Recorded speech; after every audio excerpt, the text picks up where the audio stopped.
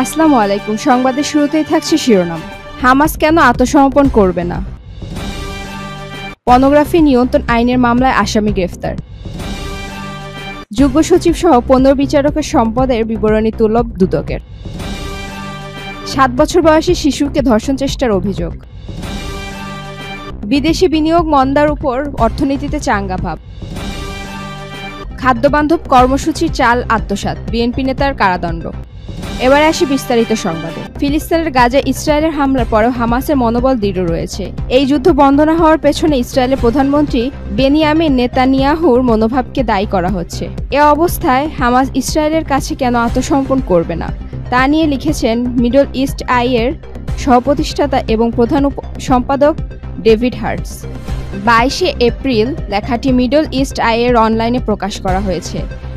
টানা 18 মাস ধরে চলা যুদ্ধ এবং 2 মাস ধরে অনাহারের পর গাজা নেতারা টাকা দিয়ে ভেগে যাবেন, যেমনটা একবার ফাতাহা নিয়েছিল। এমন কথা ভাবাটা অগত্যা, এমন প্রত্যাশা বলে দেয়।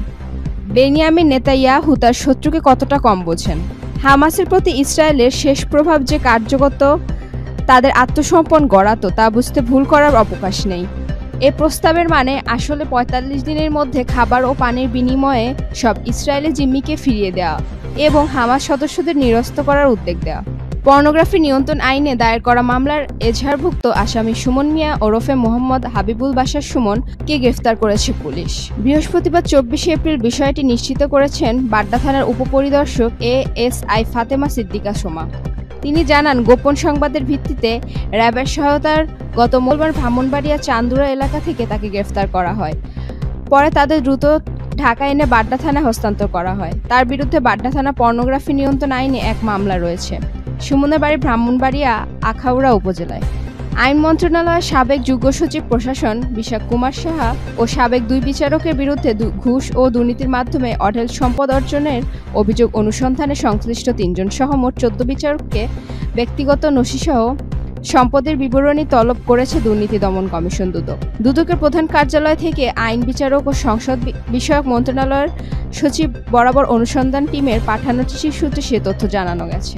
অনুসন্ধান কার্যক্রমের অংশ ছিল বুধবার সংশ্লিষ্টদের পার্সোনাল ফাইল, ডাটা শিট এবং সর্বশেষ দাখিলকৃত সম্পদ বিবরণীর অনুলিপি আগামী 29 এপ্রিলের মধ্যে দাখিলের জন্য অনুরোধ করা হয়েছে চিঠিতে।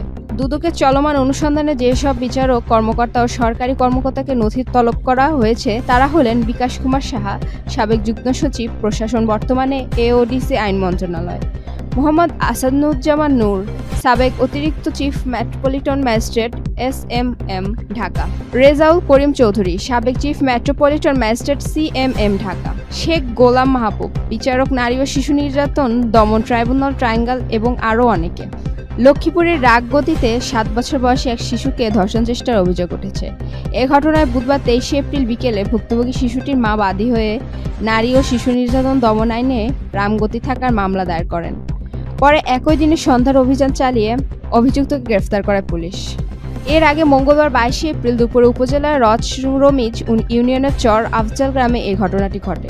অভিযুক্ত ব্যক্তির নামে জিহাদুর রহমান, তিনি নোয়াখালী জেলার চর জব্বার থানাধীন উত্তরচর বাগন গ্রামের মোহাম্মদ মমিনের ছেলে।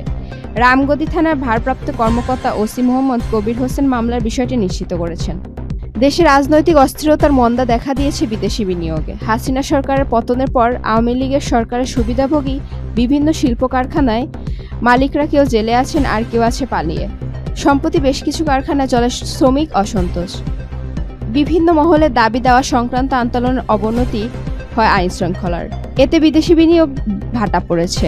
তারপরও আশার আলো দেখাচ্ছে নতুন নতুন পরিকল্পনা। এতেই চাঙ্গা ভাব দেখা যাবে দেশের অর্থনীতিতে। তথ্য বলেছে, সরাসরি বিদেশি বিনিয়োগ FDI পাওয়ার লড়াইয়ের এখন কঠিন সময় পার করছে দেশ।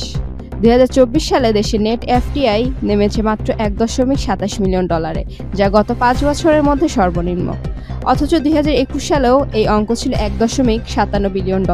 কুমিল্লার লাকসামে খাদ্যবান্ধব কর্মসূচির চাল আত্মসাতে অভিযোগ রবিউল হোসেন নামে এক বিএনপি নেতা ডিলারকে 6 মাসের বিনাশ্রম কারাদণ্ড প্রদান করেছেন। বুধবার 23 এপ্রিল রাতে আদালতের বিচারক ও লাকসাম উপজেলা নির্বাহী অফিসার UNO কাউসার হামিদও কারাদণ্ড দেন। দণ্ডপ্রাপ্ত ডিলার রবিউল হোসেন গোবিন্দপুর দক্ষিণ ইউনিয়নের বিএনপি জেলার সম্পাদক। তিনি গোবিন্দপুর গ্রামের পশ্চিম পাড়ার বাসার মিয়ার বাড়ির মৃত শফিউল্লাহ ছেলে। ভ্রাম্যমাণ আদালতের বিচারক ও লাকসাম উপজেলার নির্বাহী অফিসার ইউএনও কাউসার হামিদ জানান, ওই দিন রাতে 9:30টার দিকে স্থানীয় লোকজন ওই ডিলারকে চালসহ আটক করে 999 নম্বরে ফোন করেন।